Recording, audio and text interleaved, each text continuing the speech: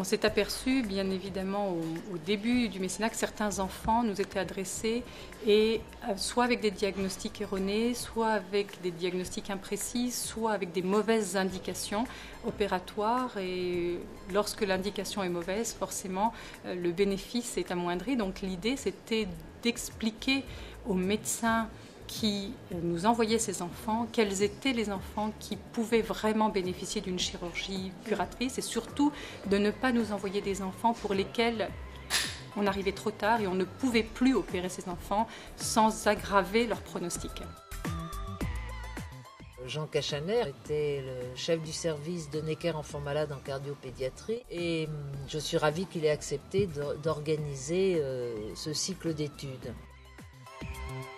En un mois, on veut leur donner de très bonnes notions de diagnostic, d'indication opératoire, de suivi post-opératoire, de façon à ce que les dossiers et les enfants qui nous envoient soient mieux étudiés, mieux suivis, que la qualité du travail soit améliorée.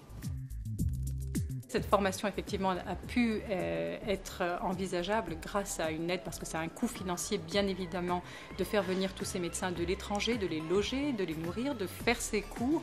Et grâce, effectivement, à la participation de Sanofi, ça a été un grand coup de pouce.